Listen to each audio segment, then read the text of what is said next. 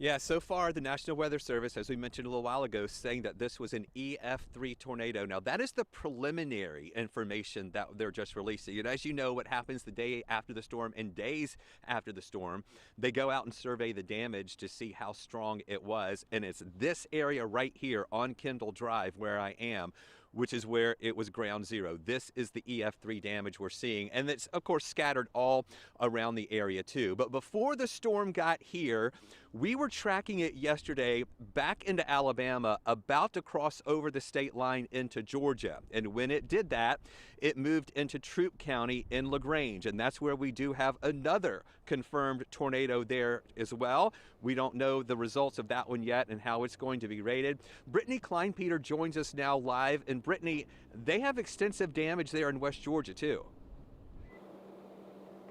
That's correct, Chris. So we're just east of downtown LaGrange. We're in a cul-de-sac where about 4 and 5 homes were almost completely destroyed. The one I'm in front of, though, really took a direct hit. And as you can see, the walls, the roof, completely torn off this home. But I was able to speak with the couple who lived here earlier today, and they tell me they're still in shock.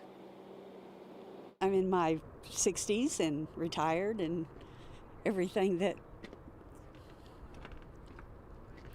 we work for.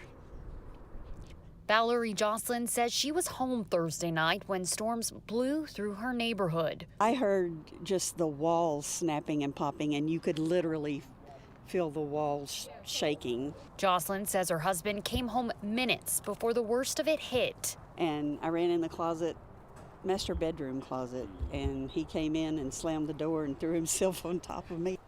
I went out there in the living room just to see what was happening. I seen all the hail falling. Jalen Shivers lives 2 doors down and laid on top of his 81-year-old grandfather and his dog as they hid in the closet. I seen my basketball goal do like 3 flips and I took off. I ain't been that scared in a while. The Baldwin Park neighborhood is home to many children. Today, staff from the nearby elementary school came back to check on their students. Second grade teacher Haley Dodgens, one of more than a dozen who went door to door. During a time of need, all hands on deck, and the only thing that comes together is compassion and love, and so that's just kind of what's an outpouring right now. And as community members begin the cleanup, many echoing this sentiment. You know, it's just a house and just stuff, and you can replace that, and that's true. That's very true.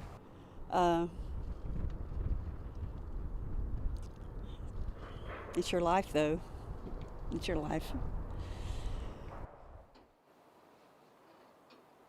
We spoke with officials this afternoon that confirmed just over 100 houses were damaged in this area. They did tell us that power has almost been all restored. There's also a Red Cross shelter for those who need it. Guys.